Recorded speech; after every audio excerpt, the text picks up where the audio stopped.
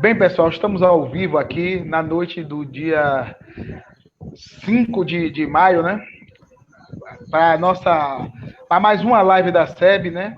Essa live é um comportamento que a SEB adotou agora para fazer por diante. Acho que chegou para ficar, não só esse período da pandemia, né, do isolamento, mas permanentemente a SEB vai fazer isso agora, porque nós conseguimos atingir o mundo, né? E como nós viemos para dominar o mundo, né? Então a gente vai utilizar essa metodologia, né? E então esse período nós já conversamos aqui pelo Facebook, nós conversamos com o Pig, que é o professor superintendente da Secretaria de Meio Ambiente, né? E Anne tem conversado com outras pessoas no Instagram dela, né? E essas mesmas pessoas nós vamos trazer aqui para o Facebook, porque aqui no Facebook, então, aproveita, pessoal, vou pedir quem está já acompanhando, vai compartilhando essa live, para essa live e chegando a mais pessoas. Curte a página da SEB também, a fanpage, e compartilha aqui. Quanto mais a gente compartilha nos grupos, compartilha para as pessoas, vai chegando a mais gente, a gente vai ganhando relevância na plataforma e vai chegando as pessoas, para as pessoas saberem que nós estamos falando, né? Bem, a SEB, a Associação Classista de Educação e Esporte da Bahia, é uma associação que nasceu da vocação de promover formação continuada, inicialmente para professores, principalmente da rede pública, né?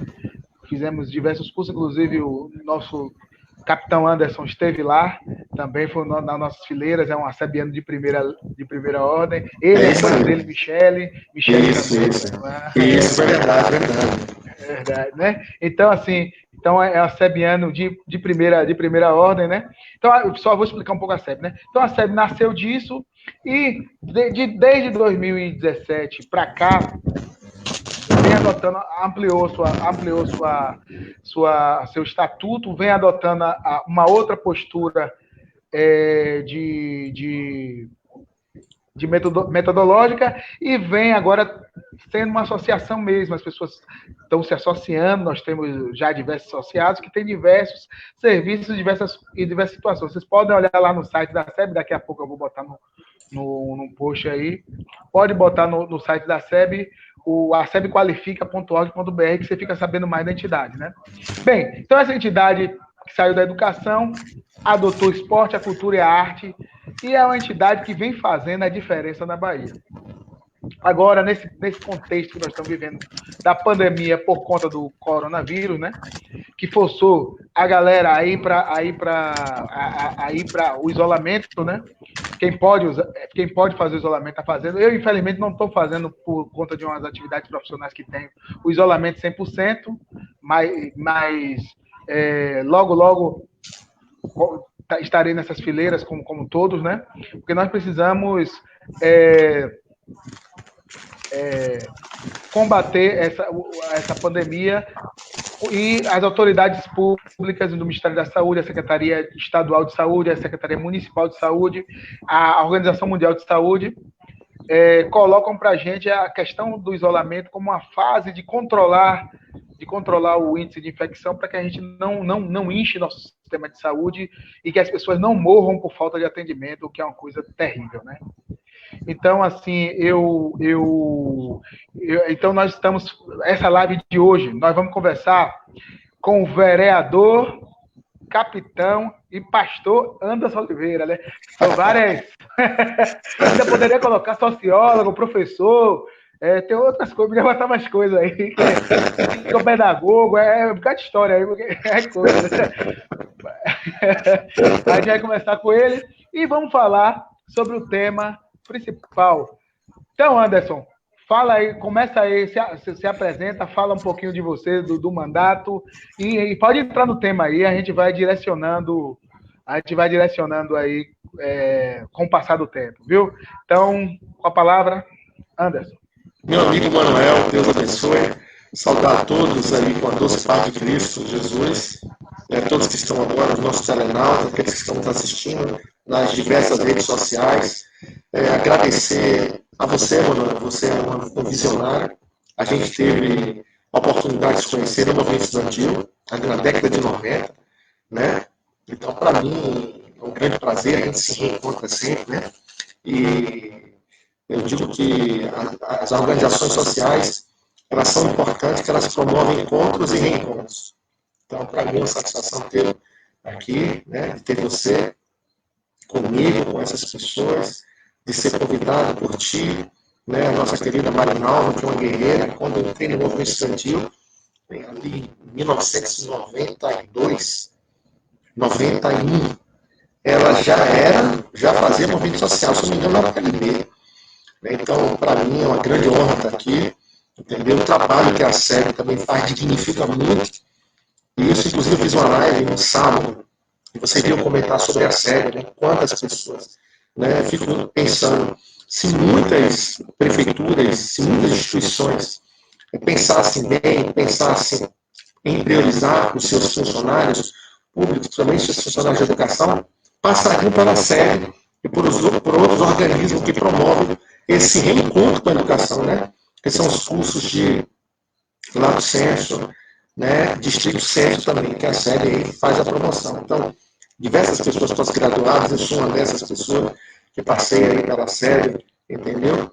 Ensino de qualidade, acompanhamento de qualidade, corpo administrativo de qualidade. Então, meus parabéns à Marinalva, eu sou um filiado e digo que, para mim, uma grande satisfação ser filiado na SEB, né, e saber dessa promoção que a SEB faz. Não poderia ser diferente nesse momento agora que a gente está vivendo na pandemia. Inclusive, eu saí agora na reunião da Câmara de Vereadores, hoje nós tivemos reunião remota, mas de qualquer forma estávamos lá presencialmente, e estava debatendo a questão das pandemias, que chegou agora aqui em São Sebastião do Passé.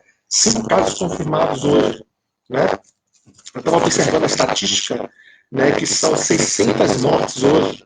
Então, as vítimas oficiais elas vão a 7.921 no Brasil hoje. Né? Isso aqui, os dados nos dizem hoje que são 7.921 hoje. Contabiliza pessoas a óbito, sendo que hoje soma mais de 600 mortes. Então, é um caso complexo, não é um caso simples. Nós estamos falando de uma pandemia e eu quero. Está ouvindo melhor? Está ouvindo melhor aí? Está ouvindo melhor? Está com um pouquinho de ruído. Está com um pouquinho de ruído. Agora está melhor? Talvez você retirar o.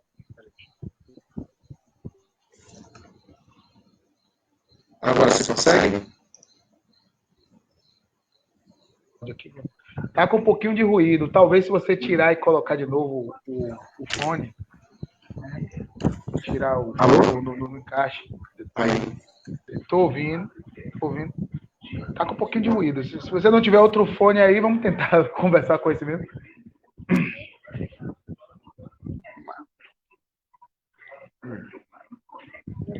Enquanto o Anderson tá lá ajeitando o som dele, eu queria aqui fazer uma aparição surpresa, né? Porque como nós estamos vendo, minha companheira de lives, Anne Cristina, ela está sempre presente, ela está num processo pessoal de mudança de residência, de endereço, né? E nós todos que sabemos como é que é isso, né? Que é uma grande confusão, né? Então ela, infelizmente, não está ainda, talvez daqui até o final da live ela pode chegar, mas ela, como ela não pôde, ela é a nossa coordenadora de empreendedorismo e ação social, né, da SEB. Ela é a coordenadora de empreendedorismo e ação social da SEB. E ela não pôde vir, ela pediu para ser substituída à altura pela presidente da SEB. Então, eu gostaria de, Anderson, rapidamente, né, vamos dar uma boas-vindas a Marinalva Nunes, a nossa presidente, né? Oi, Anderson. Maravilha. Boa noite, Anderson Emanuel. Maior orgulho ter você acebiano, Anderson. Viu? Lembro-me de você fazendo o curso com a gente. A SEB foi muito nossa casa naquele tempo.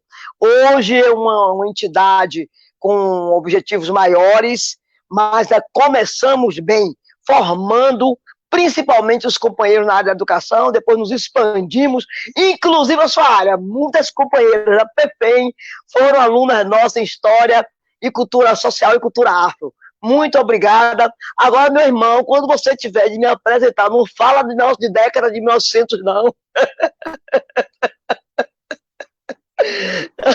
Eu achei massa, mas é isso mesmo. Em 1991 já estava na PLB Sindicato, viu, querido? Maravilha estar aqui compartilhando com vocês esse canal. É a primeira vez que apareço assim e, portanto, inaugurando contigo essa boa nova.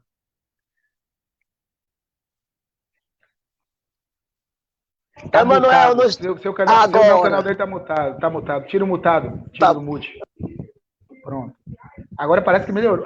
Não, ainda não saiu do mute. Tira o mute. No celular fica mais fácil. Clica em áudio, fica mais fácil. Você tá no celular, no computador, não sei qual seja. Pronto, agora desmutou. Praticamente aí. Fala. Ficou um pouco. Saiu o ruído. Mas fala aí que tá fugindo um pouco. Tente. Pronto, para mim, a satisfação ver. Mas Marinalva só tem 20 anos de idade, viu? Ela... Que bom presente! Eu me lembro ali no início do movimento estudantil, Manuel, você ali nas lutas da PLB. Sim. Muito. Verdade. A lembrança que eu tenho é uma lembrança muito boa. Você sempre foi combativa, mas sempre teve um posicionamento político, ideológico, e manteve. Isso que é importante. Então, sempre a lembrança que eu tenho de ti é uma lembrança boa. Muito maravilha. Boa ali. E acalento esse sonho de uma sociedade justa. E tenho você hoje para me ajudar nessa tarefa, junto com o Manuel e tantos outros companheiros que foram meus alunos e que são asabianos. Prazer grande. Prazer pra gente, uma satisfação muito grande. Valeu. Sim, Manuel. Eu estava falando, Manuel, muito preocupado com essa questão dos óbitos que chegaram, né? A atualização são de 600 óbitos, as vítimas oficiais chegam a 7.921 no Brasil, né? Eu estava fazendo um acompanhamento de dados da Organização Mundial da Saúde. Nós estamos entre os 10 países com maior caso de coronavírus, né, principalmente média diária. E isso nos deixa muito preocupados, até porque alguns achavam que se tratava apenas de uma gripezinha ou de algo de cunho estritamente ideológico, né? E a gente sabe que realmente é uma pandemia. E vale ressaltar que essa não é a primeira vez que a Organização Mundial de Saúde decreta um estado de emergência internacional. Já é a 6ª vez. Alguns casos, como H1N1, os casos da ebola, né, que aconteceram, outras crises de saúde. Então, essa é a 6ª vez que a Organização Mundial de Saúde avalia a questão da pandemia internacional, avalia como situação de emergência internacional. A primeira aqui, eu peguei o dado, é 25 de abril de 2009, que foi a pandemia do H1N1. A segunda foi a questão da disseminação internacional do polivírus, em 2014. A terceira foi 8 de agosto de 2014, com surto de ebola na África Ocidental. A quarta foi 1º de fevereiro de 2016, com a questão do vírus da Zika, né? E a questão dos casos de microcefalia. E a quinta foi a questão do surto da ebola na República Democrática do Congo. Então, essa é a 6ª vez que a Organização Mundial de Saúde decreta como pandemia, né, como decreta estado de emergência internacional. Quer dizer, nos dá um alerta. E isso não é só pela quantidade de óbitos, mas é pela letalidade do vírus. Então, de debater esse assunto na transversalidade do aspecto econômico é de fundamental importância. Então, a SEB, mais uma vez, está na vanguarda, e aí os parabéns, mais uma vez, a Emanuel, parabéns à minha amiga Marinalva por esse debate.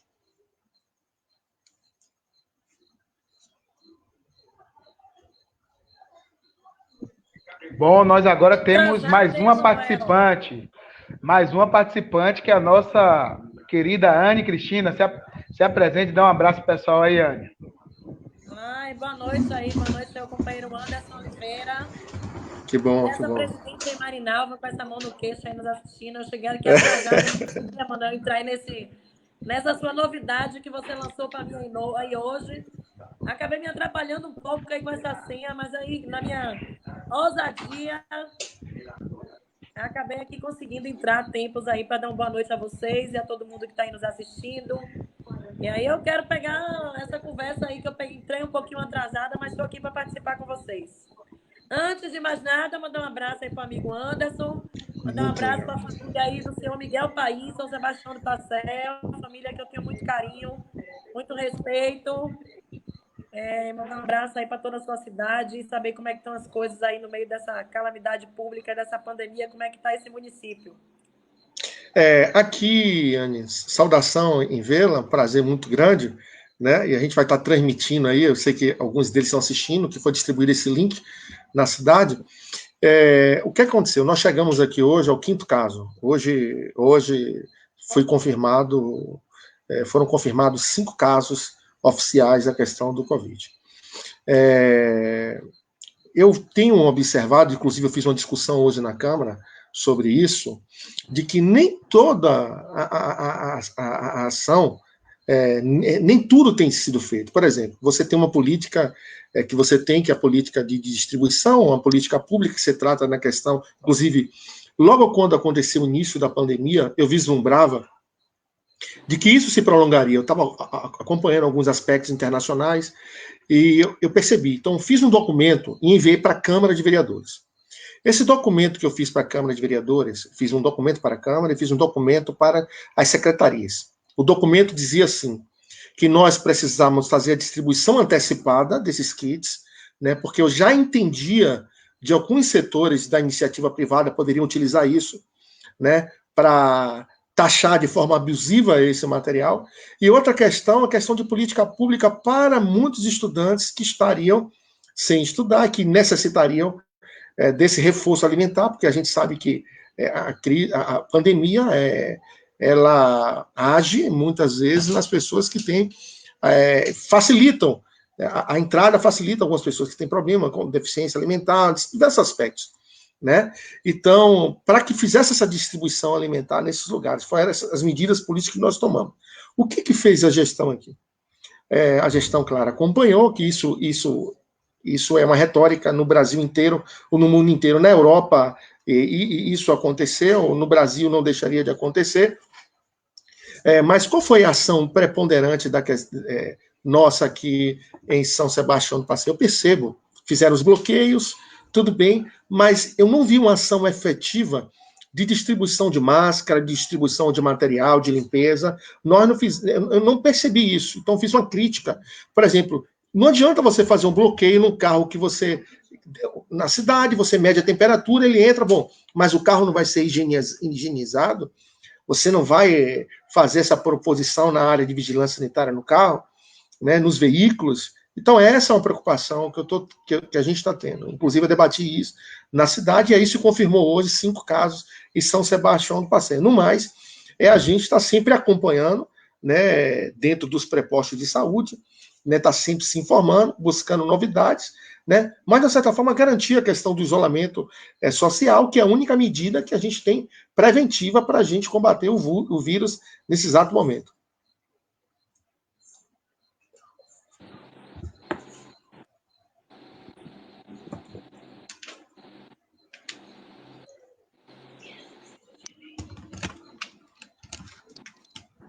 Eu gosto de ver, Manuel, tá com a camisa aí, todo padronizado de acebiano, parabéns. Parabéns a essa entidade, parabéns à professora Marinalva. Falar para. Eu estava falando sem um áudio. Amigo Anderson, eu tô sem áudio? Não, tô com áudio. Não, eu que estava sem áudio, eu estava falando, estava sem áudio, por isso que sem. Parabenizar o amigo Anderson Oliveira e dizer que breve, quando passar essa situação aí, se Deus quiser, ir aí na cidade, fazer uma visita, levar a SEB para fazer uma visita a essa cidade, conhecer aí. Eu fui aí em um jogo, nós fomos aí, não foi, professora, em um jogo aí no estádio aí de São Sebastião. Nós fomos, estava chovendo muito, Fomos com o Marcelo Ramos.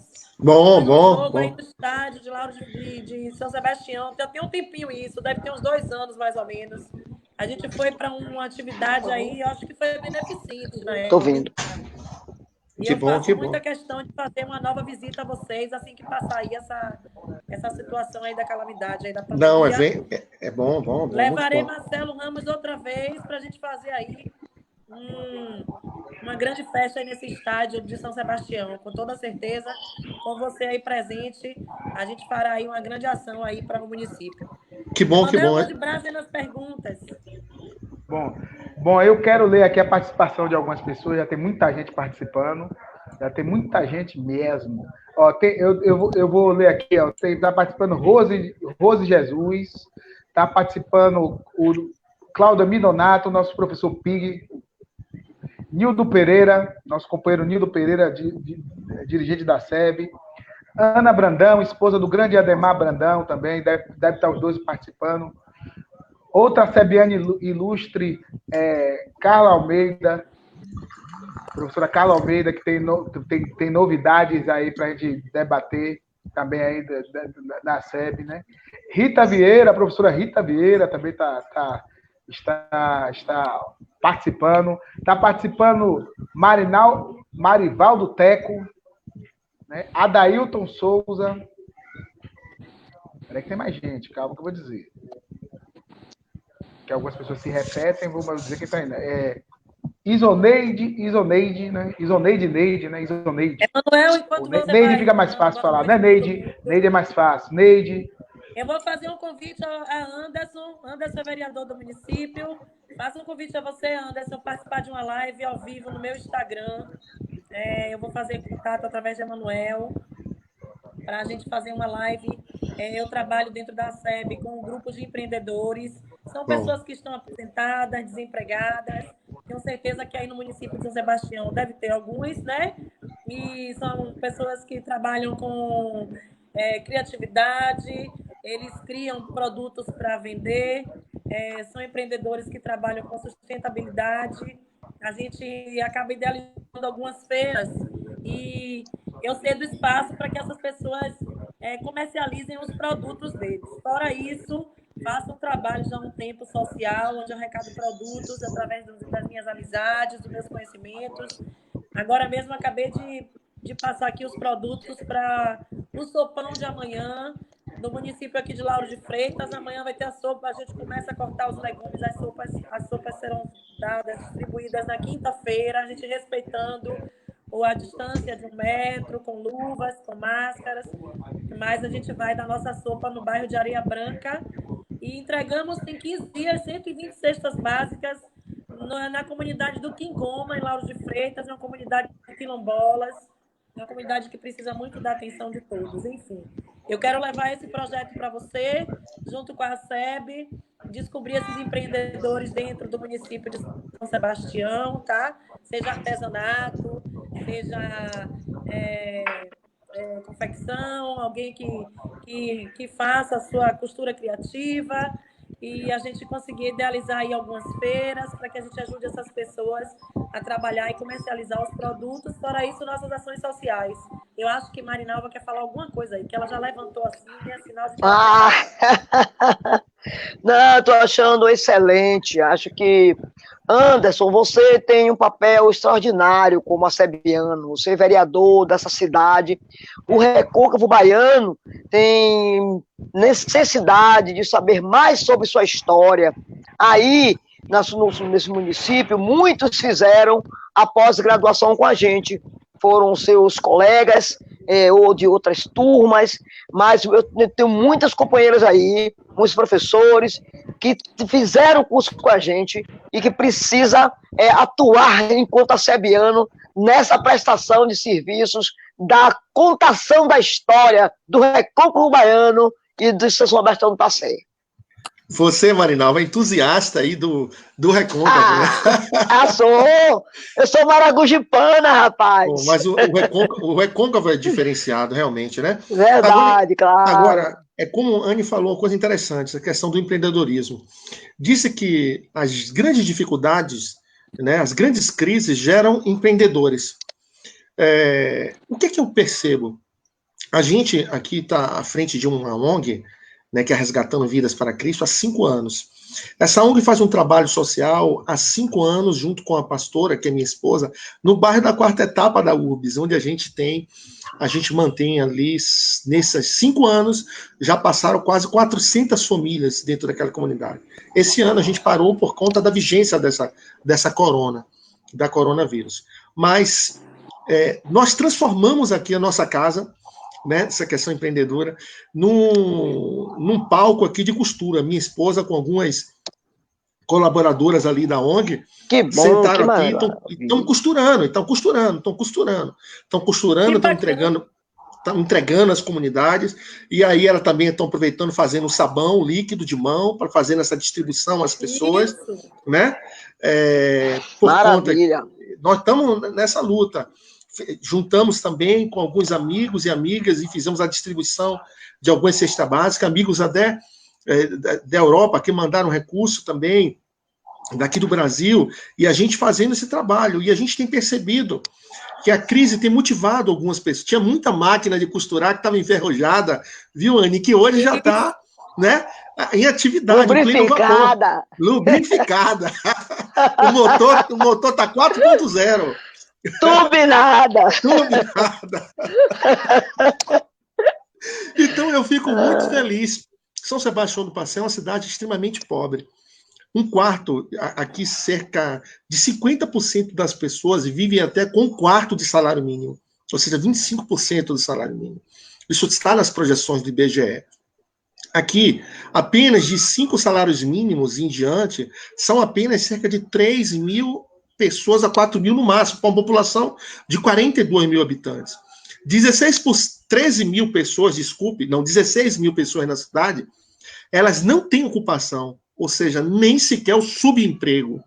Então, o empreendedorismo é um absurdo. Uma cidade com 11 milhões, a gente sabe como é essa cidade. Aqui, São Francisco do Conde, Madre de Deus, Candeias, são cidades, do ponto de vista de PIB, de Produto Interno Bruto alto, mas a distribuição de renda é muito ruim. Os gestores, eles não tratam com decência, com alegria, com satisfação, essa distribuição às pessoas que mais precisam. E aí o que é importante, o papel do empreendedorismo, principalmente nesse momento de crise. Porque nós estamos vivendo, Marinalva, Anne e Emanuel, uma dilapidação do patrimônio público. O governo federal... Sem dúvida. É um absurdo. O governo federal agora está promovendo, né? E o Guedes, que é chamado ultraliberal, disse que agora tomará as rédeas do Brasil e que fará um pacote absurdo, né? Diz que é para combater o coronavírus. Quer dizer, vender empresas estatais, de qualquer forma, a qualquer jeito, achando que isso vai trazer ativo de capital internacional e iniciativa privada para a economia, que isso moverá a economia. E a gente sabe que isso não dá certo, porque isso iniciou em Fernando Henrique Cardoso, e a gente sabe que não dá certo.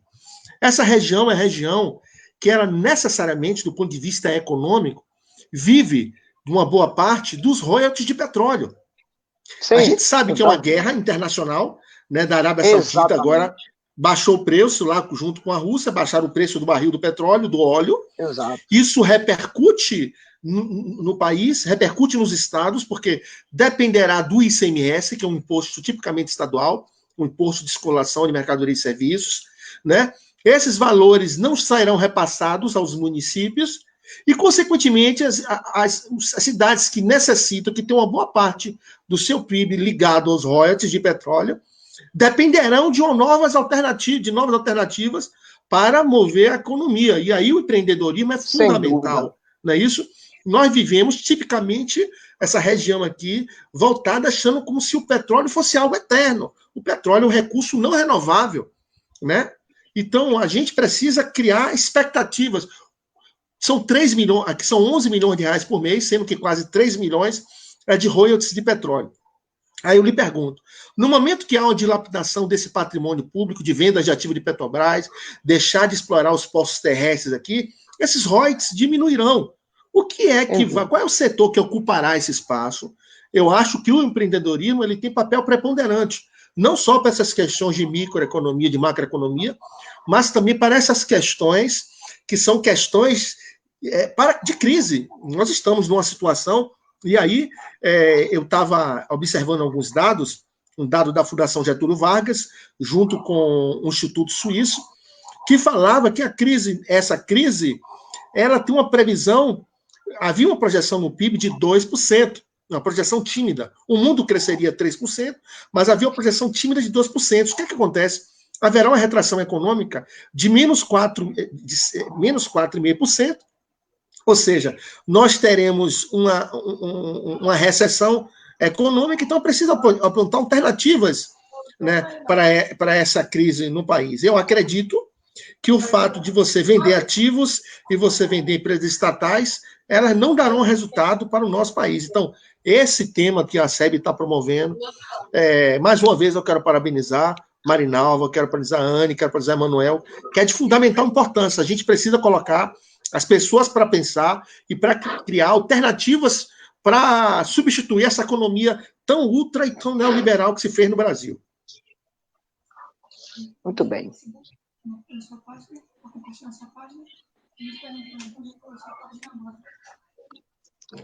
Olá, Manuel. Muito bom, Anderson. Maravilha, viu? Eu acho que, Emanuel, esse pensamento novo de gestor, viu, Emanuel? Eu acho, Manuel.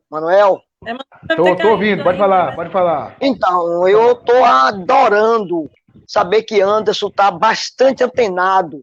Nós temos a expectativa, eu como professora, eu tenho uma expectativa de companheiros como Anderson, falando sobre economia, falando sobre projetos outros de incremento nos municípios, de gestões novas municipais, e um pensamento novo sobre a sociedade, sobre o desenvolvimento regional, de grande importância, que a gente possa dar uma alavancada nessa forma de pensar a coisa pública e a sociedade. Mas, Manuel, eu queria ver com o Anderson o seguinte: nós estamos no mundo sindical hoje com a grande preocupação na pandemia com relação à questão dos recursos públicos, das políticas públicas para enfrentamento desse episódio, dessa crise sanitária. E, sendo assim, essa PLP 149, que rodou na Câmara dos Deputados, ela está sendo substituída por um projeto de lei do Senado, com o relator, eu sou presidente, o Davi Alcumbre, e, portanto, o rapaz modificou completamente o espírito inicial desse projeto na Câmara dos Deputados e traz prejuízos extraordinários para o Nordeste, e a Bahia está sendo punida dentro desse processo. A Bahia e os servidores públicos, de modo geral. Aqui na Bahia, eu falo na Bahia principalmente, porque essa compensação de perda das receitas do ICMS, do ISS, no pensamento de Paulo Guedes e de Davi Alcumbre, é para punição do Nordeste, em especial da Bahia, e punição nos direitos dos servidores públicos. Aí fala em congelamento mais de 2 anos, nós já estamos na Bahia. O senhor acha que Aí eu quero perguntar a Anderson o que ele está achando, como que a gente poderia enfrentar essa situação sem punir os servidores públicos e também cobrar da gestão federal respeito ao povo baiano e ao estado da Bahia. Marinalva, pergunta importantíssima o que você comentou. O que eu observo? Eu observo, eu tenho uma visão muito assim, marxista com relação a essa situação de economia. Bom, a gente percebe que há uma ideologia movimentando os setores de macro e microeconomia no país. Né? Inclusive, o próprio governo federal, capitaneado aí pelo presidente Bolsonaro, ao chegar na presidência da República, havia um acordo velado, né, com a macroeconomia, com os setores dos bancos internacionais, com os bancos nacionais, chancelado pelo Guedes, né, que era se fazer um pacto com relação a esse acordo financeiro, o Estado seria o fiador de tudo isso, entendeu? E a iniciativa privada é que teria fator preponderante. A gente sabe que não deu certo. O que acontece? Qual é a situação hoje no país? O que é que eu percebo? Existe hoje um bloco que chama, na minha opinião, não se trata mais de um bloco político, né? É o bloco chamado de centrão, que as pessoas hoje elas estão discutindo que você não pode ficar nos extremos, nem você ser radical de esquerda, nem ser radical de direita. No Brasil, nós nunca tivemos isso, né? Hoje, esse radicalismo de direita, ele se acentua agora. Na verdade, ele não foi criado agora, ele estava lá guardado, o ódio estava guardado. Sem dúvida, sem dúvida. Estava lá guardado. Claro. O Bolsonaro, na verdade, ele não criou nada, estava guardado. Tinha muita gente ruim, perseguidora, preconceituosa, guardando ali dentro. Só aproveitou um grande chancelador disso tudo, verdade, um grande fiador, que é o Bolsonaro e sua trupe, tá certo?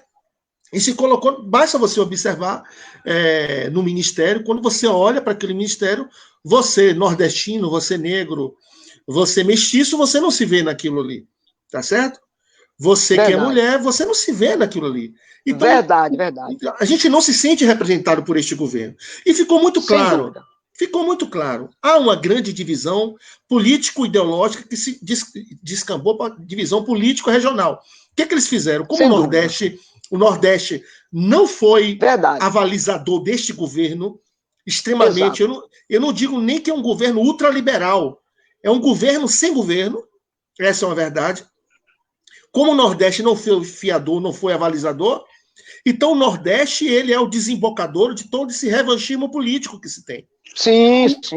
É o desembocador disso tudo. O que o Centrão faz? Que o Centrão é a nova forma pragmática de se fazer política. Porque o Centrão, na verdade, é a direita disfarçada. Essa é a verdade. É a direita organizada para aproveitar um momento, aproveitar um vácuo e dizer, vamos ocupar. Essa é a verdade. Na verdade, o Bolsonaro é a direita desorganizada, mas o Centrão é a direita com aparência de social-democrata, né, com aparência de democracia, para ocupar o vácuo que possivelmente vai ser deixado aí neste governo. Então, o que eles fazem? Eles perceberam de que não adianta você fazer um investimento no Nordeste, porque o Nordeste não é avalizador desse movimento ideológico que se constituiu lá no governo federal e também não será. Então, todas as políticas públicas no Brasil, quando forem redistribuídas, elas não alcançarão o Nordeste, porque sabe que há uma irreversibilidade ideológica no Nordeste. O Nordeste não quer acompanhar o que está acontecendo isso, Marinaldo. Então, a visão que eu tenho, Anny, a visão que eu tenho, Marinaldo, a visão que eu tenho, mano, que é apenas um movimento extremamente ideológico. Não dá para eles ali. Então, não adianta a gente gastar com eles, que a gente não vai ter o retorno, que é o chamado voto. A gente não tem o retorno em voto. Sem dúvida. Não é isso? Verdade. É isso que eles estão pensando. Porque, na verdade, o cara que é político lá, hoje eu sou vereador aqui na cidade. E sempre digo isso aqui, eu não quero fazer de tudo para me manter aqui. A gente hoje é pré-candidato a prefeito, e eu sempre digo assim, eu não quero fazer de tudo para me manter aqui. Não quero, né, fazer o jogo ideológico, o jogo político para me manter aqui. Né? Porque isso não faz bem a gente, isso não faz bem a nossa consciência. Mas os caras que estão lá não estão preocupados com isso. Os caras lá estão pactuados há muito tempo. Né? Nesse novo tipo de... Eles já fizeram a previsão de que o governo Bolsonaro é um governo que tem fim anunciado. E de que eles precisam fazer essa ocupação. Então, quando eles percebem que há uma fragilidade nesse governo Bolsonaro, cria o Centrão, que é um movimento que se tem dentro do poder político federal, justamente para negociar cargos. A gente viu que o governo federal fez a distribuição, aí agora eu chamo de royalty político, que é as emendas parlamentares, de acordo com as conveniências, tá certo? E esse pacote. Está todo mundo sabendo, os grandes noticiários, inclusive aqueles que são financiados pelo governo federal, já sabem que o Centrão está negociando cargo, inclusive já diminuiu o tom de agressividade do governo Bolsonaro. com certeza, eles agora serão apêndice que o governo Bolsonaro precisaria para se manter no poder, pelo menos nesses últimos 2 anos. Então, ele sabe que o governo Bolsonaro é um governo que não governa. Então, é um governo que é pautado apenas em um tema só, é monotemático, é apenas economia, porque ele não tem nada na educação, não tem nada na saúde, não tem política pública, então eles falam economia. Economia para banqueiro, economia para os mais ricos, economia para os mais poderosos. Então, como é que a gente se agarra a isso? Eu vou fazer uma meia-culpa, eu vou fazer um aceno para os detentores dessa economia, que são os grandes banqueiros, porque o governo Bolsonaro não se manterá, então possa ser que alguém do Centrão ocupe esse espaço nas próximas eleições presidenciais. Então, o movimento que eu penso, que eu vislumbro, né, é um movimento estritamente ideológico para a ocupação do poder central lá na frente. Não é de política pública, tanto é que está agora acabando com os funcionários públicos, como se nós fôssemos preguiçosos, como se nós não produzíssemos. Não é isso? É verdade. E tudo é funcionário público. Quando se fez a reforma da Previdência, porque o funcionário público pode abusar, pode bagunçar, mas ninguém fala que o funcionário público tem dedicação exclusiva, ninguém fala que o funcionário público teve que estudar muito para fazer concurso público. Exatamente. Ninguém faz, não é isso? Ninguém sabe do custo que o funcionário público tem, principalmente os profissionais de educação, né, para manter seus desdobramentos, seus A6, né, para se reorganizar, porque as instituições públicas não mantêm o funcionário público da forma que deveria. Os professores precisam ser mais acompanhados, mais valorizados, capacitados, entendeu? Exato, e a gente sabe o que está acontecendo. Então, eu acho que a gente precisa ter uma discussão séria. Uma discussão sem revanchismo ideológico, mas uma discussão extremamente técnica, entendeu? Sem esquecer também o viés ideológico, e compreender que não se governa para aquele que quer destruir. Eu sempre digo assim, Manuel. Emanuel e Anne, eu não voto em senhor do engenho, porque senhor do engenho não gosta de negro, não gosta de escravo. O papel do senhor do engenho é destruir. Então, essa é a ideia que eu sempre tenho, e a ideia que eu sempre tenho, a ideia que eu ensino aos meus filhos, aos companheiros que estão à minha volta, né? Senhor do engenho não gosta de escravo. Muito bem. Maravilhoso. Ô Anderson, tem uma pergunta aqui. Marcos Robert está perguntando aqui. A população sebastianense são desacreditados, mesmo vendo os acontecimentos mundiais devido ao Covid-19. Então, quer dizer, o pessoal está desacreditando, né? E mesmo assim, a população fica nas ruas sem máscara, sem proteção individual. Foi decretado pela Prefeitura Municipal que a população deve utilizar as máscaras. Como isso, caso a população não utilize as máscaras, o senhor, vereador, pastor, capitão Anderson, aconselharia a população para um bem comum? E também, Anderson, no mesmo sentido, pergunta aqui, tem outra pergunta, que é da professora Rita Vieira, que pergunta aqui, deixa eu fixar o dela, que pergunta também no mesmo sentido, como o senhor acha que o poder público pode garantir que as pessoas realmente fiquem em casa? Então, são duas perguntas que estão aí voltando para essa questão do isolamento e a influência do poder público no isolamento. Olha, veja bem. Deixa eu te falar uma coisa. Você liga a televisão e você encontra um presidente da República sem máscara na rua fazendo bagunça. Tá certo? Eu acho que o primeiro exemplo é do presidente, principalmente o presidente que é militar, né? E que se supõe ser disciplinado, né? O presidente, a qualquer custo, está estimulando, jogando as pessoas para a rua, entendeu? É como se colocando Daniel dentro da cova dos leões, entendeu? Então, eu acho que o exemplo, ele precisa vir de cima primeiro. Então, imagine a população que só tem uma televisão dentro de casa, só tem a televisão hoje para se divertir, canal fechado, aí a televisão, ele liga, tá lá nas diversas emissoras. Aí ele conta o presidente na rua, fazendo campanha de intervenção militar, fazendo campanha de apologia à ditadura militar, que é um absurdo. Fazendo um absurdo. Ainda tem babaca que acompanha isso. Fazendo campanha de apologia à ditadura militar, fazendo campanha contra isolamento social. Então, gente, nós somos um país neófito na democracia. É de 88 para cá. Entende? Então, existe ainda uma tendência a que as pessoas acompanhem seus líderes, que isso é natural. Sem dúvida, claro. Entende, Marinalva? Então, isso repercute também no inconsciente das pessoas. Claro. Agora, sem imagine dúvida. Uma cidade como São Sebastião do Passé, que você tem 16 mil pessoas desempregadas, não estão catalogadas nem no subemprego, elas são desempregadas. Que quase 50% dessas pessoas vivem com até um quarto de salário mínimo. Geralmente, os domicílios, você tem quase 13 mil unidades domiciliares. Essas unidades domiciliares, elas não são nem cerca de 4 metros quadrados, ou estão 5 a 6 metros quadrados. Imagine você ter uma média de 5 a 6 pessoas dentro dessas residências. É natural que o cidadão soteropolitano, aí eu vou descambar para a antropologia, né, do homem cordial, né? É natural que as pessoas elas sintam a necessidade desse relacionamento. Você precisa fazer uma divulgação mais esclarecedora. Claro. Né? Claro, mais esclarecedora. claro. É preciso dialogar. Não basta só você Sem dizer dúvida. assim, fique em casa. Bom, elas vão ficar em casa, viverão de quê? As políticas públicas, elas demoraram de acontecer. Como é que a pandemia tem 15, 20 dias se alastrando numa cidade, aí os caras vão entregar alimentação, depois de 30, 40 dias, alguém tem que sair para colocar comida dentro de casa. Então você precisa dialogar, você entende, Marinalva? Verdade. Então Claro, é preciso dialogar. A gente não pode punir essas pessoas como se elas fossem algozes de si mesmo. Não é verdade. Não, né? Entende? Então, o que é que eu percebo? Eu percebo que aqui, no caso, faltou mais política de esclarecimento nesse sentido. E não adianta você, por exemplo, aqui, Marinalva, fila da Caixa Econômica Federal, filas absurdas. As pessoas. Humilhação. Sabe o que aconteceu? Humilhação. A prefeitura apenas colocou, hoje, que eu vi 3 toldos, sujos, imundos.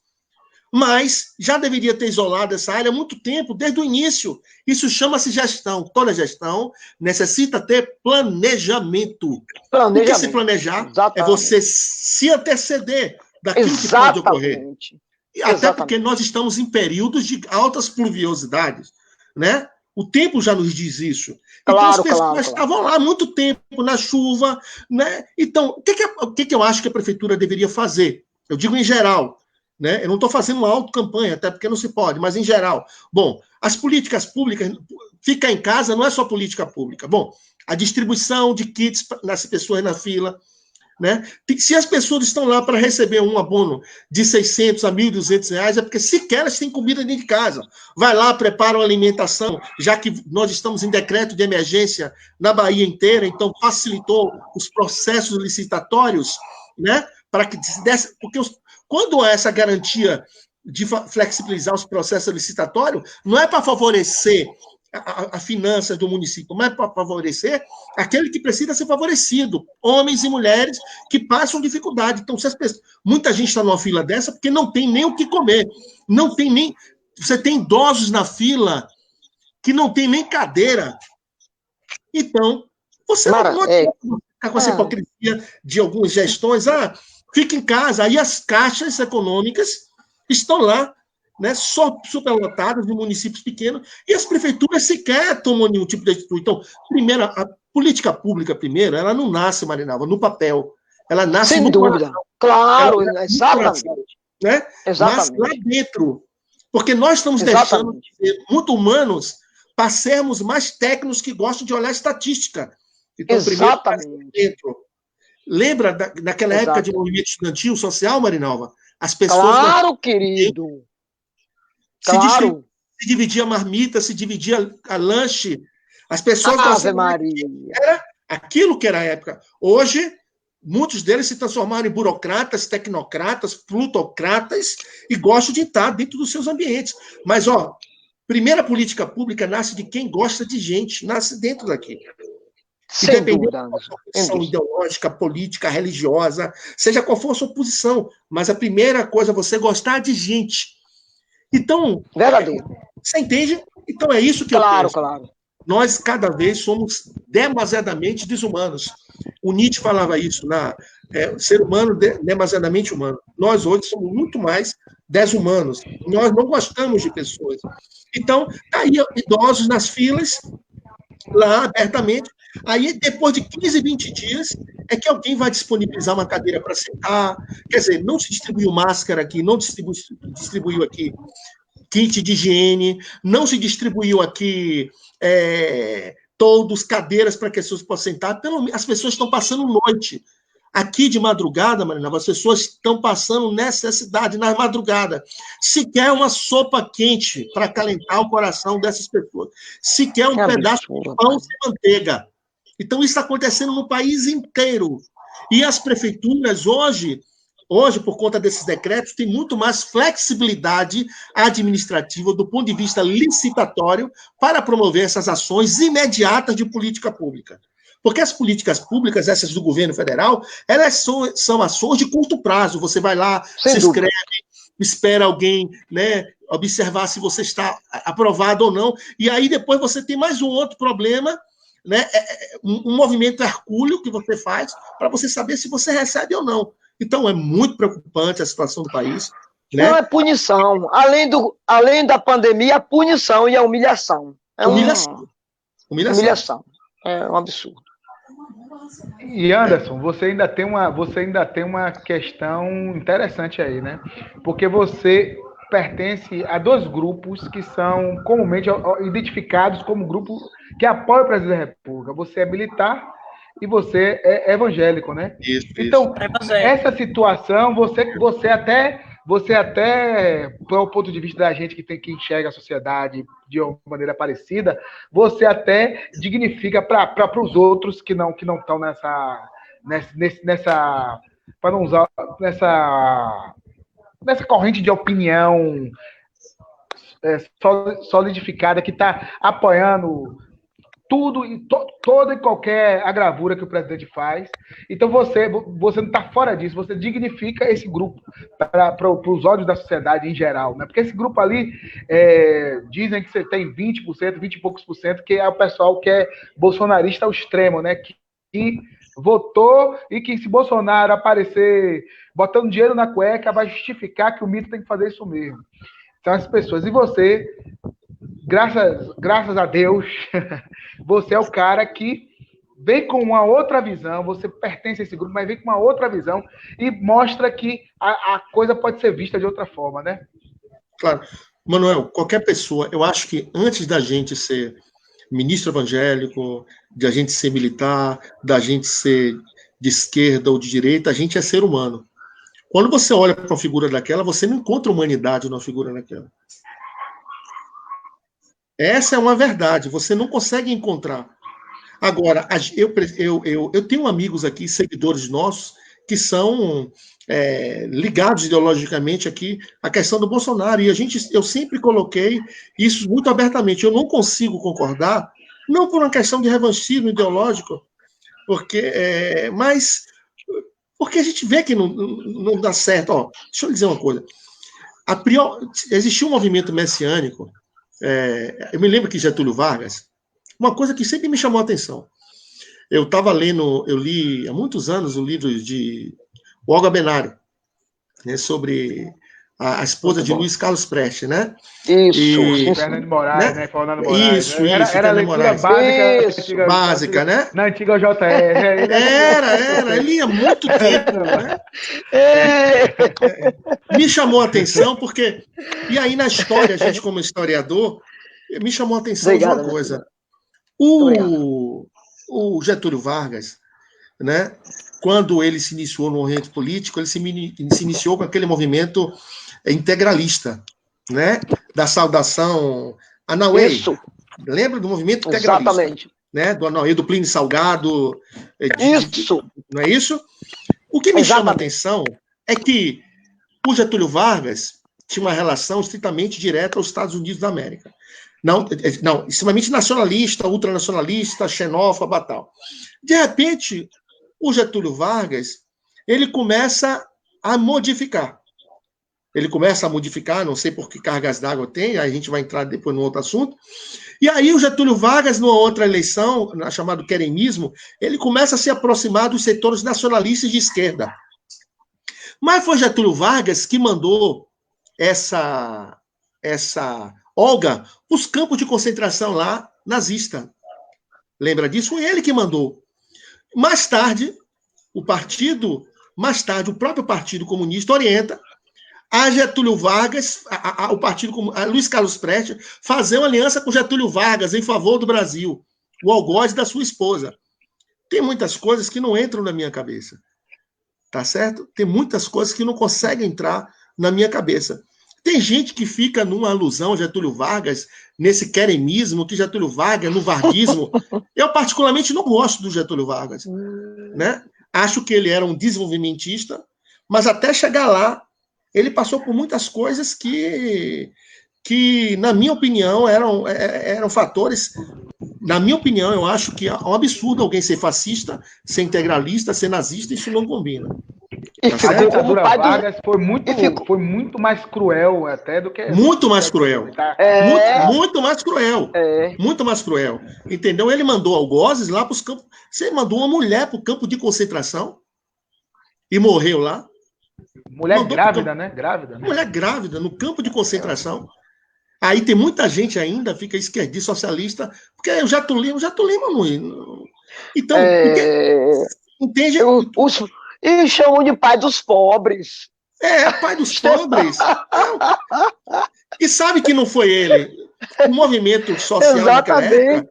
Claro. Ele era muito forte, né? O movimento industrial. Claro, ele foi inteligente. Ele foi inteligente. Claro. Ele acompanhou o motor da história. O que é que o governo federal faz? O problema do governo federal e do chefe do governo federal é que tem gente pior do que ele. É isso que me deixa angustiado. É porque tem gente que assessora ele que é pior do que o cara. Então, essa angústia, quer dizer, num momento de pandemia desse, você vai estar discutindo uma briga, uma relação extraconjugal entre Moro e sim, que absurdo. O presidente da República.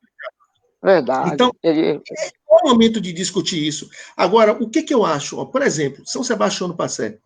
Nós temos aqui catalogados cerca de 7 mil evangélicos. Ô, Anderson, Oi. Deixa eu interromper rapidinho. Primeiro, eu estou aqui lendo as mensagens e quanto você é querido no seu município. Isso é muito bacana, que bom, né? Que bom. Você vê o povo entrando, interagindo, né? Que bom. Me parabenizando. Mas o Marcelo Ramos chegou aqui, vai te dar boa noite rapidinho aí, Marcelo. Que bom, que bom. Diga ele que eu sou tricolor, viu? Bom. Eu sou Ô, Manuel, nós somos rubro-negros. Nós fazemos contraponto, né? Oi, e aí, craque, como é que tá? Anderson, né? Anderson Oliveira. Oi, Anderson, boa noite, tudo bem? Boa noite, tudo bem, graças a Deus. Tudo bem. Que bom. Como é que tá? É o craque do Bahia aí. Obrigado. Aqui tem um, rapaz, que é doido pela Bahia, que é meu filho Samuel, viu? Coitado.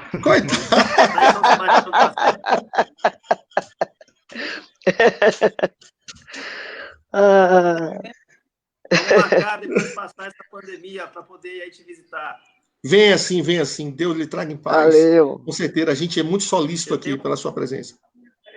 Eu tenho um amigo meu que jogou comigo na base do Bahia, ele chama Edmilson. Ele jogou no Atlético Mineiro, jogou no América. Bom, é isso mesmo. Começou. Ele é daí de São Sebastião. É Xodó? Xodó. Não, tem Xodó e tem Edmilson. Bom, sei quem é. Venha mesmo, venha pra gente tomar um café e bater um baba. Valeu, Anderson. Deus abençoe. Anderson, nós vamos fazer aí um futebol nesse estádio aí, arrecadar 1 quilo de alimento para assistir aí, levar um bocado de jogador aí para fazer um baba nessa cidade aí. A gente arrecadar bom. Aí para vocês. Bom, que bom. Muito a bom, gente vai ser muito bem-vindo. Vai ser muito bem-vindo. Que bom, Anderson, um abraço, viu? Deus te abençoe. Deus te abençoe. Amém, você também.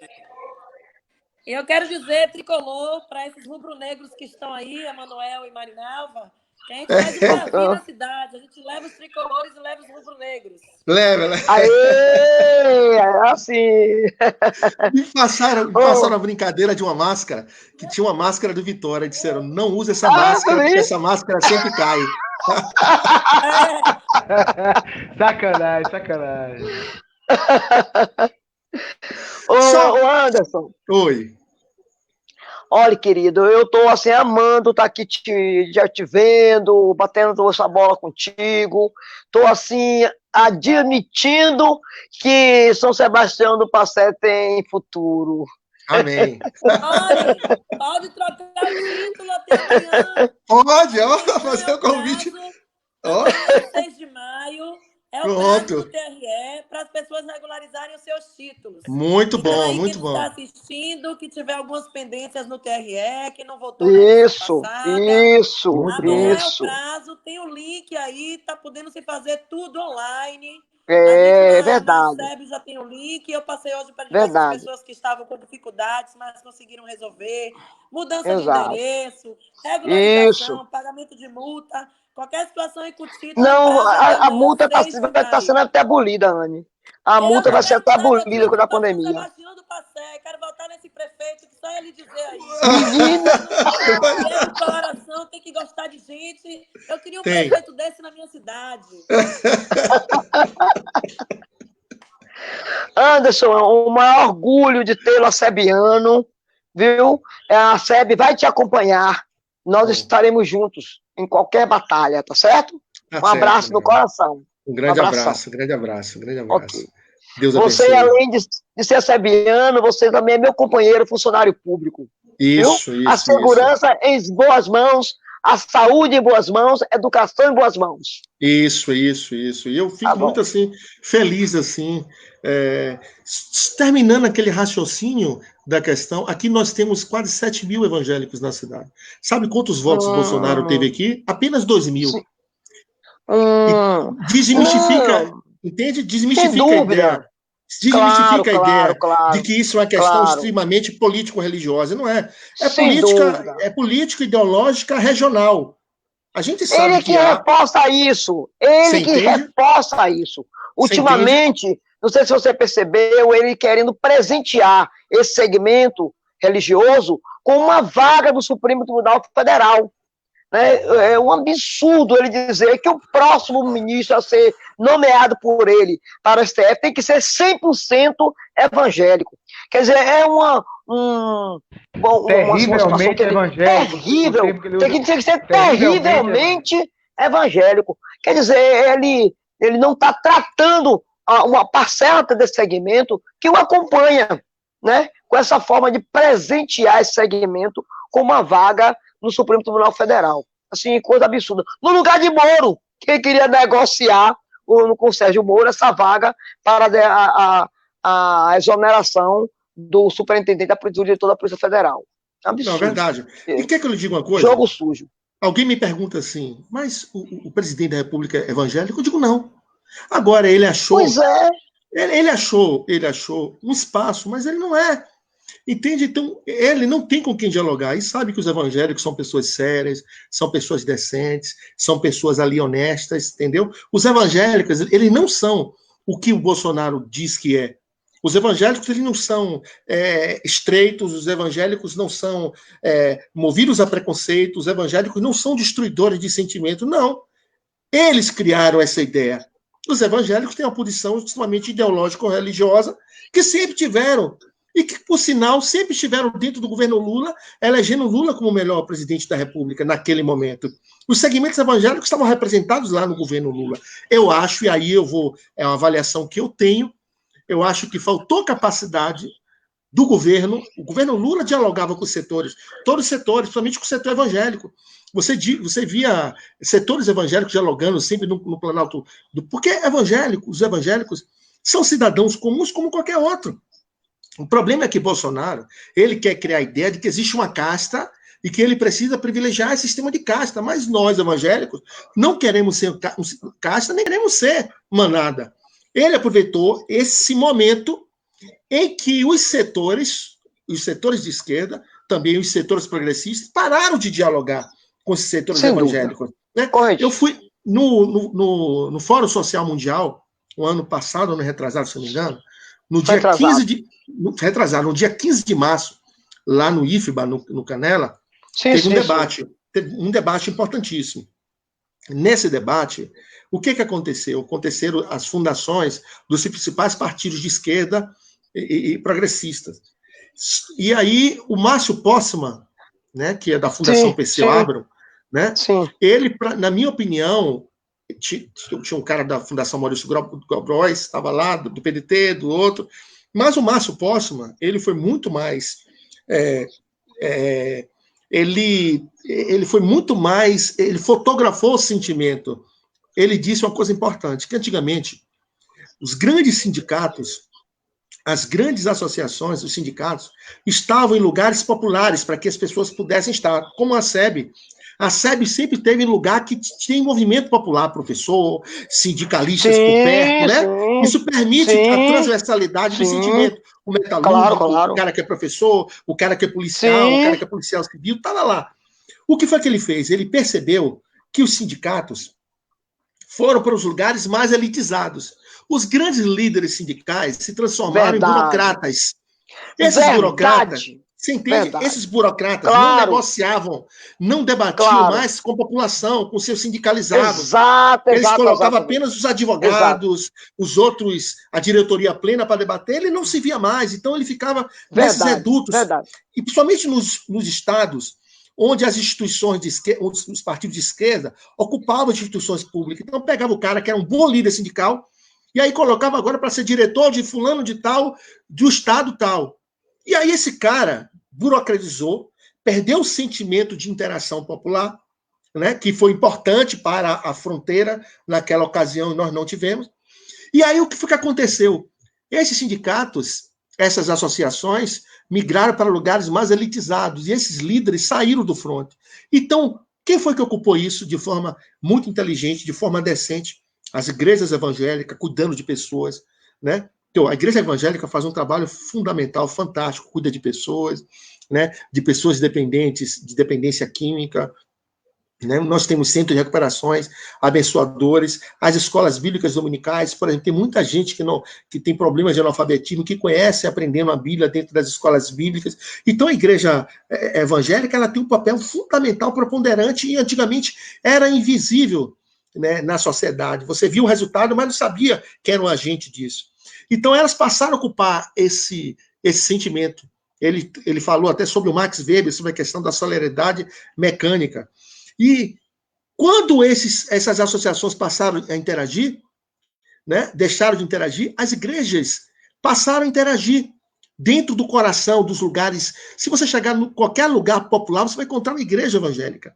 Nos grotões do sertão, você vai encontrar a igreja evangélica. Mas os sindicatos, que eram representações extremamente populares, tanto quanto as igrejas, as associações classistas, elas deixaram de estar nesses lugares porque elas achavam que tinha que estratificar, sabe? É aquela coisa do Lula. O Lula chegou, fez política pública para todo mundo, foi importante, negros passaram... Eu estudei na Universidade Federal, era difícil você encontrar um negro. Né? O negro passou a ser médico, né? As pessoas agora passaram a ter moradia digna com Minha Casa Minha Vida, mas você transformou essas pessoas em consumidores. Você pegou esse cara que não tinha uma casa para morar e hoje está na Minha Casa Minha Vida, mas você não debateu a questão social com esses caras, você não dialogou, não criou associações comunitárias que debatessem questões sociais na sociedade. Você pegaram esses estudantes que migraram e que ascenderam no ensino superior, e eles acham que isso foram fruto apenas de uma política pública simples, mas eles não sabem que isso é uma luta antiga, uma luta remota, entende? Então eles acham que tudo foi feito de forma fácil, sem luta. Gente, a luta de classes é o motor da história, tá certo? Então, qual foi o grande problema? Transformou pessoas, cidadãos em consumidores. Nós não precisamos de mais consumidores, tá certo? Nós precisamos transformar pessoas em cidadãos, em homens que pensam, em homens que buscam informação e seu direito com qualidade, tá certo? Então, é esse o grande problema, é essa a grande avaliação, tá certo? Um abraço para Maria Luísa Pinto Boaventura aí, admiro você muito, pois não é superficial o sistema. Maria Luísa foi reitora aqui da Universidade Aberta no Brasil, aqui dentro de São Sebastião do Passeio aqui, Marinalva. Aí a universidade aqui fechou, nós tínhamos um polo UAB com a Universidade Federal de Ouro Preto, com as outras universidades aqui. De repente, os gestores que passaram esqueceram, porque para eles não importa que pessoas debatam com qualidade. Exatamente. Não importa. Exatamente. É por isso que eu sou fã da SEB. Quando você chega lá, eu disse, meu Deus, eu não sabia que tinha isso nas primeiras idas e vi diversos cursos, questão afro, cursos de segurança pública. Não era uma coisa monotemática, era uma coisa plural. Então, eu estou muito... Meio ambiente, nós fizemos muito na questão. Ave Maria. Minha irmã é pós-graduada nessa área de meio ambiente. Eu me sinto representado. Então, o que a população quer? Ela quer se sentir representada, de fato e de direito. Sem dúvida. De fato e de direito, entende? Da mesma forma que eu me sinto representado pela SEB, os evangélicos precisam ser representados por um sentimento também que coadune com eles, claro. Né? Nós não somos... Nem todos são obrigados a concordar, mas tem que haver um ponto de convergência. Eu acho que os movimentos sociais precisam buscar o diálogo com esse setor importante, que são os evangélicos, trazê-lo para o debate, porque os evangélicos são operários, são homens que estão na universidade. Exato. Tem que trazer o cara e dizer, são trabalhadores, pais e mães de famílias. Pais e mães de família. Na primeira e tem aglutinado, Anderson, me chama a atenção, tem aglutinado muitos jovens. Tem aglutinado muita juventude. Entendeu? Isso. Precisa fazer um debate com maior qualidade. Trazer essas pessoas e dizer, não importa se você é A, B ou C, se você é evangélico, se você é isso, se você é católico. Em primeiro lugar, nós somos seres humanos. Nós vivemos aqui na Terra. E quanto à nossa existência aqui na Terra, terrena estiver aqui, nós vamos tratar como os homens e mulheres de bem, que respeitam diferenças, né? Eu tenho o meu ponto de vista, você tem o seu ponto de vista, mas nós vamos convergir para um bem comum. Então, a gente precisa não só de uma liderança, esse culto à personalidade, mas de um grupo, de um movimento que traga, que estimule essa discussão, mas não que coloque alijado, não. Com os evangélicos não dá para conversar, porque se a gente fizer isso, alguém chama para conversar ao seu grosso modo. Exatamente. Parabéns, Anderson. Parabéns. Muito bom. Essa SEB é demais, viu, Manuel? É isso mesmo, esse encontro, viu, Anderson? Marinalva, professora, é presidente da SEB, o Marcelo Ramos é o vice-presidente. Eu coloquei aqui o Marcelo, foi surpresa, foi uma coisa que aconteceu, e o pessoal está aqui entrando e comentando assim, meu capitão, meu prefeito, Vou mandar um beijo para minha esposa, a pastora Nara, viu? Pastora Nara que está aí, mandou um beijo para ela, que ela é uma guerreira, ela lidera essa creche, ela tem 5 anos dentro da comunidade das mais carentes de São Sebastião do Passé, então foi um chamado missionário que Deus deu a ela, então ela tem um trabalho fantástico à frente ali daquele estudante de psicologia, mas está ali cuidando de pessoas, e todo dia ela inventa alguma coisa aqui. Maravilha. Né? A mulher está anos-luz na frente do homem, não tem jeito, né? E ela tá toda... não tem jeito. Ela sempre está procurando alguma coisa para se movimentar, para fazer. Anderson, a gente precisa fazer isso. Anderson, a gente precisa construir mais máscaras. Anderson, então, um grande abraço para minha esposa, a pastora Nara, aos meus amigos que estão aqui entrando aqui, né, os telenautas, né, pessoas de São Sebastião do Passé, muito querida, amigos assabianos também. Para mim é um grande prazer estar aqui. Eu sinto que foi Deus que promoveu esse encontro conosco aqui. Nós sim, é verdade, Anderson. Esse é o primeiro de muitos, certamente. Viu? Que bom. Rita, a companheira Rita... Ô, Manuel, a companheira Rita está sugerindo, inclusive, aí no tema da educação, eu quero dizer a Rita que essa é uma boa sugestão, até porque a SEB defende, Anderson, um projeto pedagógico que faça essa grande aliança entre a educação, o esporte, a cultura e artes, para poder a gente fazer ela integral, que chame a atenção do estudante para a questão da educação, do esporte, da cultura e das artes. E, portanto, que o menino não fique sem querer estudar. Estudar é preciso. E o pobre só sai do lugar estudando. A educação transforma a vida. Rapaz, você parece que estava aqui em casa ontem. Eu estava falando isso aqui com meus filhos. Eu digo assim, as dificuldades que nós tivemos, né? Nós não somos família de senhores de engenho. Então, já nos negaram muitos direitos. Né? Verdade, nós tivemos. Verdade. Porque houve o golpe, a interrupção de um processo democrático? Porque as pessoas já não estavam mais aguentando sentir o cheiro da alfazema nos aviões. Verdade, né? Rapaz. As pessoas não estavam mais sentindo observar. Olha, repare que nós rompemos com aqueles que diziam que não preferiam o cheiro dos cavalos ao cheiro do povo. Né? Aí trocamos isso por esse negócio que você está falando. Não, é verdade. É uma coisa absurda. E corroboram isso. É verdade. Tem gente que corrobora esse regime novamente. Absurdo, né? O que me chama a atenção é que, olha, eu estudava na Universidade Federal na década de 90. Era muito difícil. O que me chamava a atenção, de 8 às 10 você tinha uma aula no campus. De 10 às 12 você tinha que ir no outro campo. Aí eu dizia assim, poxa, como é que você vai sair do campus de Ondina para você ir do campus de São Lázaro? Aí eu pensei... menino! Você já parou para pensar nisso? De bom. Não dá o quê? Foi pensada para rico. Imagina, a universidade pública, foi federal, universidade pública de qualidade, como nós dizíamos, né? Foi pensada... Eu me lembro que tinha as campanhas da CNTE, né? Sim! Educação pública de qualidade. Né? Aquelas campanhas antigas. Foi pensada para o rico. Eu dizia assim, poxa, como é que eu vou estar de 8 às 10 de São Lázaro, de 10 às 12 eu vou estar na faculdade de economia, pegando absurdamente absurdo. Ô, Anderson, e você que começou esse programa como grande protagonista da gente nessa noite, me chamando lá de veinha, eu quero dizer que isso é velho, meu filho. No meu tempo, o nome disso chamava jubilamento e era por falta. Porque a gente tinha que sair, e naquela época não tinha ônibus que passasse de Nazaré para a Federação.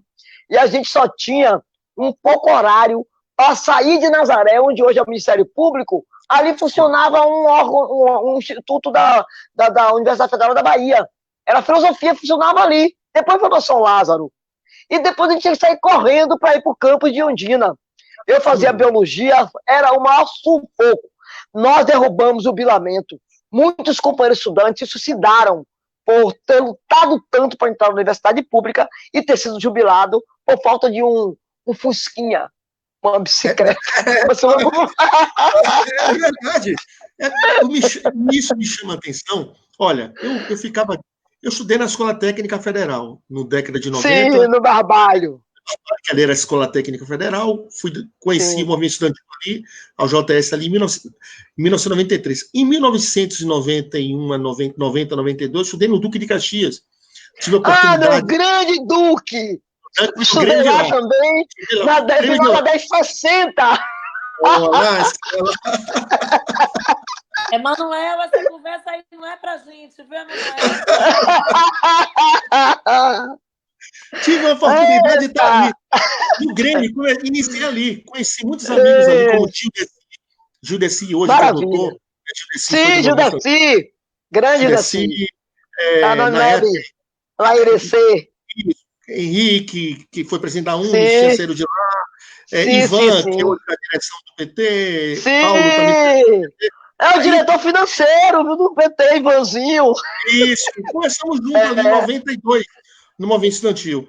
Aí depois fui para a Escola Técnica Federal. Eu já achava um absurdo como é que a Escola Técnica Federal se organizava. Eu me lembro que o governo Fernando Henrique começou a organizar o chamado cefetização. Né? Exatamente, rapaz. Lembra disso? Criou as unidades descentralizadas, justamente para dificultar a vida do pobre. Aí começou a criar... Aí fui para a Universidade Federal da Bahia. Aí ele teve... Um absurdo foi tão grande que ele queria taxar a Universidade Federal. Aí eu ficava conjecturando assim comigo. Eu digo, meu Deus, como é que um estudante, como é que um pobre estuda na Universidade Federal da Bahia? É um absurdo. Aí vem o governo Lula, que é um governo popular, aí cria políticas públicas de acesso, que para mim foi fundamental, foi fantástico. E aí agora um negro passa a invadir as faculdades de medicina. Aí você deixa de ter aqueles sobrenomes internacionais, alemães, suecos, agora os sobrenomes são Oliveira Silva, Oliveira de não sei o quê, né? Oliveira disso ou daquilo, né? Então, observe bem, você mudou. Isso mexeu com quem estava lá, porque a gente sabe que existe uma hereditariedade acadêmica nos cursos que se chamam cursos de excelência, direito, medicina, odontologia, antiga psicologia na Universidade Federal, era isso, tá certo? Então, o que me chama a atenção é que aí vem o governo federal, vem o governo do Michel Temer, né, o governo que chancela o golpe, e diz assim, nós não vamos mais fazer cursos de medicina, criar mais novos cursos de medicina na universidade privada. Não é por causa do rico, é para o pobre não entrar mais, para que os sobrenomes populares não sejam mais médicos. Né? Aí eles criam agora as dificuldades, aí vem este governo, mexe nas questões do CNPq, mexe nas questões dos bolsistas, de que estudar ciências humanas é coisa de comunista. Tá certo? Então, o que a gente observa? A gente está vivendo uma evolução histórica, né? Eu sempre digo assim, nós estamos saindo do período de Homo sapiens para o período paleolítico, né? Isso nos deixa muito preocupados. Nós temos uma pandemia internacional, né? E que você tem que discutir alternativas para a saída dessa crise, que não foi gerada pelos mais pobres. Por que vai sufocar os mais pobres? Porque quem gerou essa pandemia foi de rico para pobre. Foi de gente que sempre está viajando.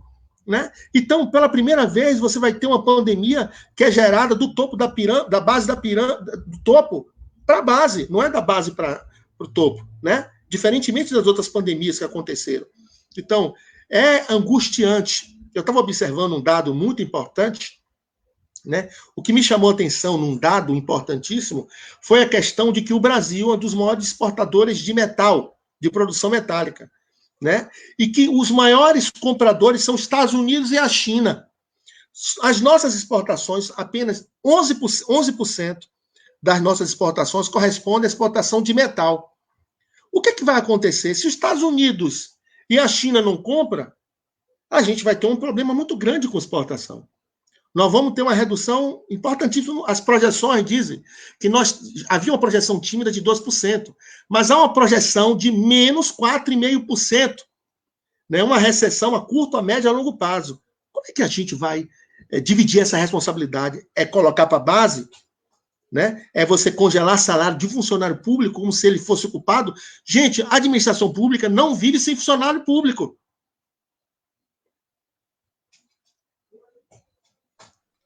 Eu não estou conseguindo ouvir. Não, mas não, fala de novo, Mainalva, que tava Não, eu estou apaixonada pela. A noite toda, né, Manuel? A noite, não. Infelizmente, pessoal, eu já estou a ponto já de interromper. Eu não estou conseguindo, porque é difícil. Mas a live é 1 hora, já está 1h20, 20 minutos.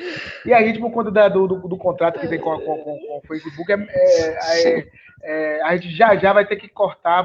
Eu queria, Anderson, passar a palavra para você encerrar isso, né? Para você encerrar essa live. Aproveitando sua inspiração divina, e você encerrasse aí falando do tema, e fala um pouco mais do que você quiser, e no final você fizesse uma oração, né? Que tem muita gente de sua igreja que está assistindo, e gente que não é de igreja nenhuma, mas que também precisa. A oração faz bem a todo mundo. Faz bem a todo mundo. Então, pronto. Eu vou passar a palavra a você, já pedindo que você conclua, infelizmente, e já fica o convite. Anne já fez o convite para a live com ela no Instagram, que é um público um público diferente de empreendedores, e ela precisa fazer, e a outra galera que você vai fazer essa live lá. E aqui no público mais geral da SEB, nós também vamos marcar outra live, sim, porque é muita coisa e a gente tem que matar esses assuntos, tá certo? Então, passa a palavra a você, para que você fale mais um pouquinho e faça a oração encerre, e vamos aguardar os próximos momentos. Um grande abraço, pronto. Anderson. Valeu mesmo, meu velho. Valeu, Anderson, beijão! Eu sou grato a Deus pela oportunidade, sou grato muito a Deus pela oportunidade que a SEB me deu, né? Estimula qualquer um se associar na SEB, é uma oportunidade ímpar, estudar transforma a vida nas pessoas, né? Minha esposa está aqui, estou chamando ela para vir aqui, né? Mulher tá vaidosa, vai estar aqui me assessorando, né? E dizer assim, ó, nós temos, eu elenquei, vou finalizar, 4 pontos importantes, né? Você tem uma redução nas exportações, que isso vai ocorrer, isso vai criar um déficit na balança comercial favorável, né? Você tem essa questão dos bens intermediários, são questão de máscaras, de insumos de tecnologia que são feitos lá na China e que possivelmente, se chegarão aqui, chegarão com preços exorbitantes. Você tem uma questão de fuga de capitais, você está vendo o dólar R$ 5, isso é um absurdo, e você está tendo uma saída de capital estrangeiro, tanto é que, se eu não me engano, o governo vai fazer mais, vai fazer dinheiro, né? Vai imprimir dinheiro, que isso pode gerar inflação, e você tem uma queda de produção de royalties, porque você está tendo um problema na Arábia Saudita com a Rússia. Então, esses 4 setores, esses 4 pontos, eles serão fundamentais para a gente avaliar como é que a economia mundial vai se portar. Nós tivemos um grande problema aqui, que foi no ano de 2018, né, no ano de 2019, que foi o problema da greve dos caminhoneiros. A Fundação Getúlio Vargas avaliou que o impacto econômico das greves do caminhoneiro é na mesma proporção dessa Covid. Só que a Covid é pior, porque ela tem uma proporção de cunho interno e de cunho externo, internacional. Nós dependemos dessa volatilidade da relação econômica e da relação financeira interna. Né? Como é que os bancos irão se comportar, já que a gente está tendo fuga de capital? Então, o que nos chama a atenção é que a gente precisa mobilizar os setores políticos, entendeu? Porque eu acho que vem mais alguns pacotes criminosos aí contra o povo brasileiro. Então, a gente precisa estar se orientando. É como a reforma da Previdência. Tinha pobre aplaudindo a reforma da Previdência. É como se ele estivesse aplaudindo a caminhada dele para a guilhotina. E eu não conseguia entender. Então, eu estou muito preocupado com isso.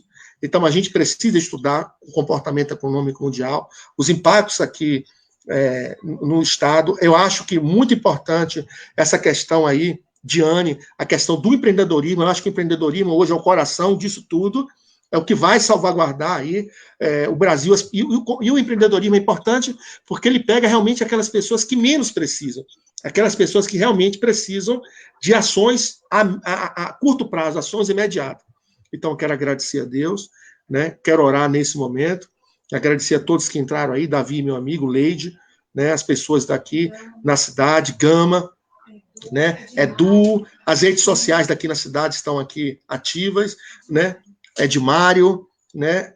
As famílias da cidade, as famílias de todo mundo, muitas pessoas estão hoje perdendo entes queridos. Então, alguém, Banco de Areia, minha amiga Milena de Banco de Areia, as pessoas dos distritos, né? Minha irmã Nininha, minha querida irmã, né? Michele, que entrou aí, Manuel. Então, quero dizer que são 600 mortes e vítimas oficiais, 7.921.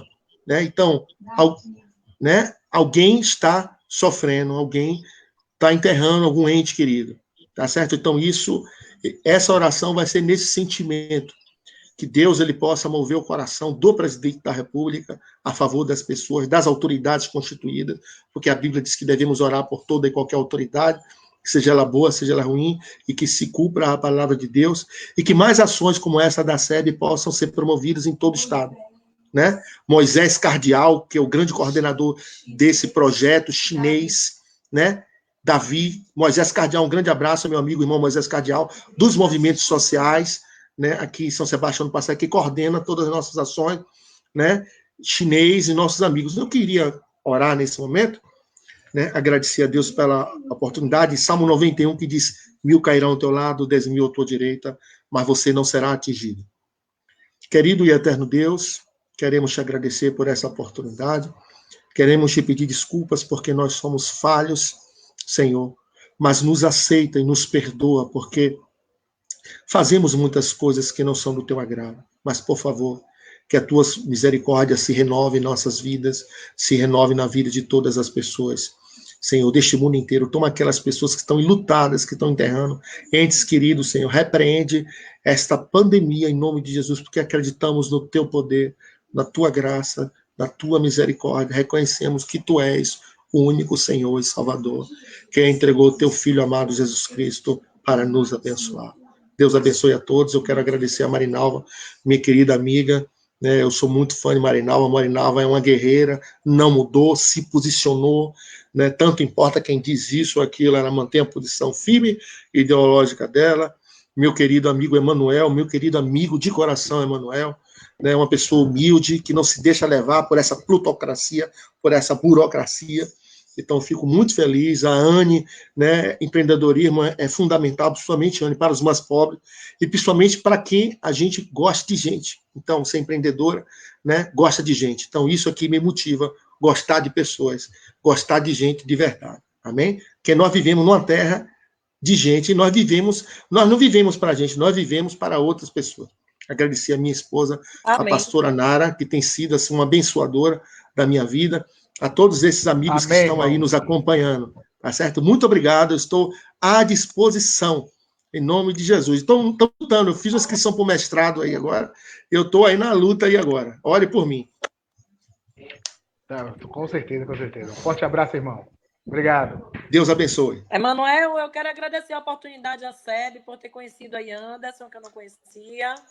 Eu não conhecia a história de Anderson. Li um pouco sobre você, Anderson. Estou futucando suas redes sociais aqui, vendo muita coisa sobre você. Agradecer a SEB nesse momento, né? E conhecer um ser humano como você é fantástico. Foi muito bacana o nosso bate-papo. Muita gente aqui elogiando, querendo mais, querendo que dure mais tempo. Vendo que você falou assim, sobre vários. Isso é bacana. Muito obrigada pela oportunidade, a SEB. Obrigada a você por estar com você aí. Obrigada a professora Marinalva, presidente da entidade. Emanuel, meu companheiro aí de luta. Estamos aqui sempre inovando com essa pandemia aí, fazendo essas lives. Melhorar um pouco o nosso áudio na próxima. Viu? Eu quero ter um próximo encontro com você, que acontecerá o mais breve possível, com fé em Deus. Obrigada Amém. pelas Amém. orações. Amém. Eu desejo tudo em dobro para todo mundo que participou dessa nossa live. Amém. Para nós todos. Deus abençoe todos. Um grande beijo, prazer, pastora Nara, viu? Eu terei um enorme prazer em conhecer a pastora Nara. Amém, vai sim. Deus abençoe, um grande abraço para todos vocês, em nome de Jesus. Amém. Marinalva, um grande abraço, minha amiga. Deus abençoe.